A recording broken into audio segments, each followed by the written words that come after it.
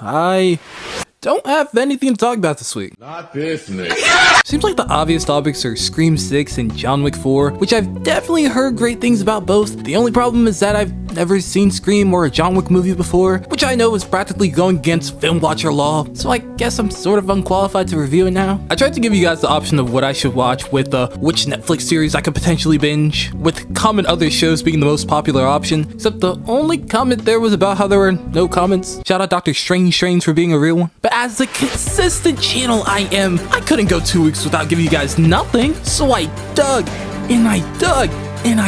for a movie that could satisfy my viewers' absolutely gargantuan mind for film. And through constant trial and error, ladies and gentlemen, I think I have found the perfect movie to review. 2012. No, not that 2012. I'm talking about the 2009 film about the end of the world claim, which stemmed from the ending of the ancient Mayan calendar. Yeah, only Hollywood would try to make a profit off the end of the world. I couldn't imagine watching this before 2012 and actively not thinking that the world would go straight into chaos, because the movie gave many decent arguments as to why I wouldn't want to get caught up in that.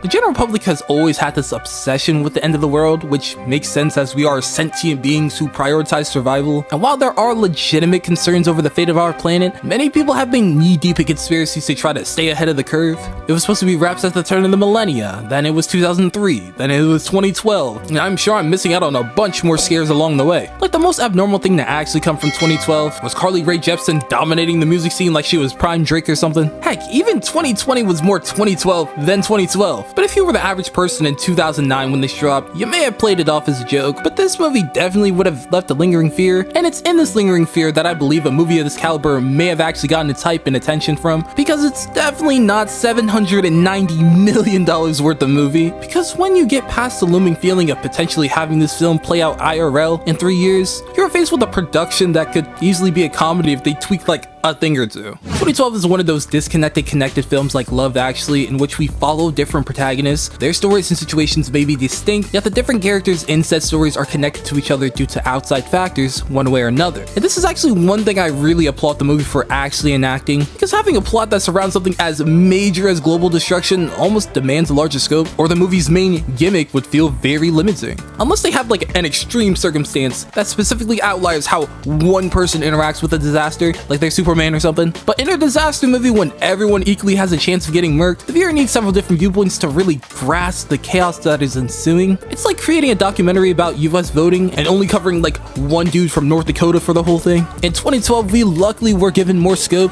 with us following two parties in particular, that being the intense and conflicted government workers who know of the chaos, and the everyday family that is reacting to the disorder around them. Again, something I like, and that we do get some nice dichotomy amongst the perspectives we do see, which sparks well-needed discourse on wealth and the true value of the human life. With the world literally crumbling around them, metallic ships are set and ready to protect against the destruction of the planet. However, the tricky part is that only around 400,000 people out of the roughly 7 billion total population are able to board and survive to see the new world. This movie at its core is exploring what it means to be human, and how our inherent selfish sense of survival can clash against our sense of community, and more importantly, our sense of morality. By having this situation of certain doom, this is only when one is truly confronted with the nature of their character. Because while many can be driven by morality, such as Dr. Helmsley, and want to save as many lives as they could with this ship, others can be like Anheuser and prioritize the survival of himself under the guise of the advancement of humanity. When one's backs are against the wall, when they're knocked off their pedestal of privilege, when their future is not so clear, and when they have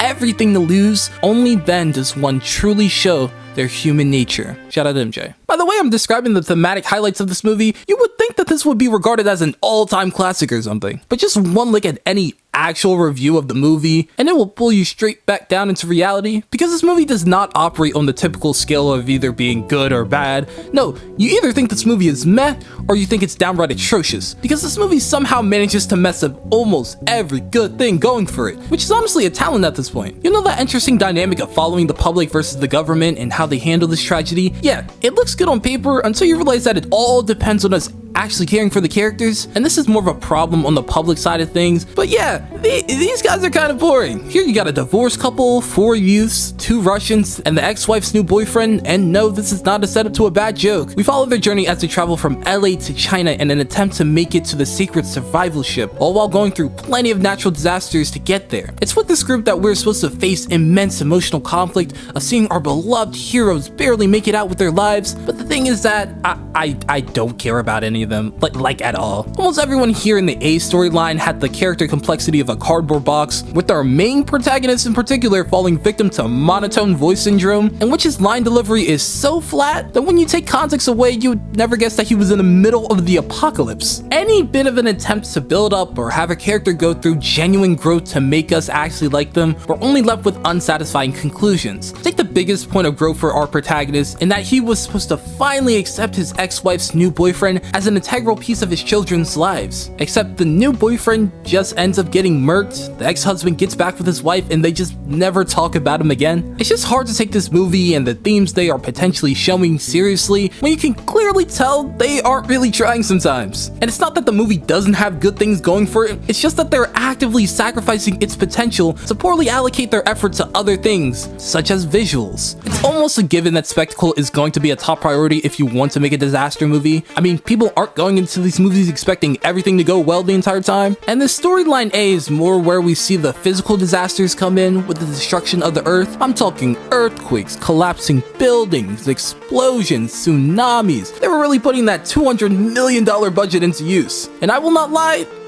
it's a mixed bag. Some of the CGI effects have stood the test of time, I will admit, and I could definitely see it in something like a Marvel movie. Others have definitely aged poorly, looking like it could be in a Marvel movie. 2012 really just lured people in off of the fear and just banked on people staying for the over-dramatic chaos they were really showing on screen, which I'm 100% sure our main cast shouldn't have survived at all. It makes it even funnier that the government aspects of this movie, the part that they weren't as concerned with the visual effects, were definitely the better parts of this movie. It's just funny to think about how they couldn't really use CGI as a crutch, so they were pretty much forced to care about their own characters, as these were the areas of the movie they actually delved into the core of the movie and handled more nuanced topics such as moral conflict. Here's where they also really expand upon the principles of humanity and that struggle, combined with the fact that these actors are, well, you know, acting. While certainly having some flaws, such as leaving certain relationships left underdeveloped, this portion isn't to blame for the movie's setbacks, and in all honesty, if this was kept exactly the same and paired with a better and more grounded storyline A, it would really only increase the significance of the messages portrayed in this section. For a random disaster flick, 2012 really thinks that it's smarter than it actually is, which is shown in how they try to work a lot with thematic subtlety, except it either leads to something extremely on the nose and surface level, or something almost too subtle to the point that it's just straight up underdeveloped, which is something I have frequently mentioned throughout this video, as it's crazy since another huge criticism of this movie is the length, clocking in at over 2.5 hours. You gotta be wasting a tremendous amount of time to still have underdeveloped plot points in a movie pushing 3 hours long. Like, for example,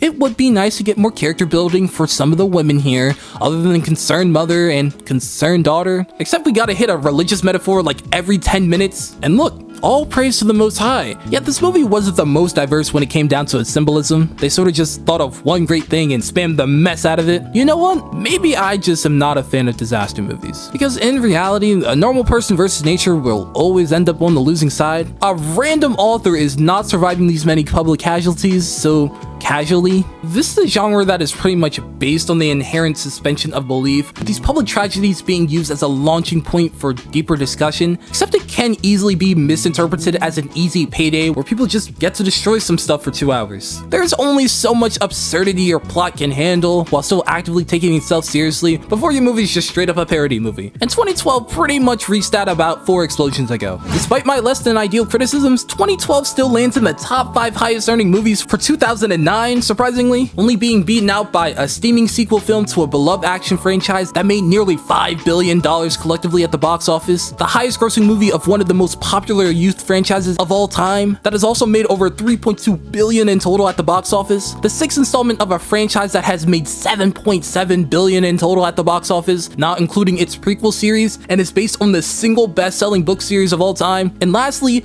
losing to the single highest grossing film of all time, which in one release managed to make 2.7 billion and then had a sequel that came out over a decade later and still managed to make 2.3 billion. So the fact that a disaster flick that is a disaster in itself is a part of this company is kind of crazy. I think it's safe to say that 2012 is probably one of the worst aging movies of all time, and it's not because of its predictions. If you guys made it this far, I would ask if you guys please like and subscribe to the channel. It only takes 2 seconds, but it would mean the world to me.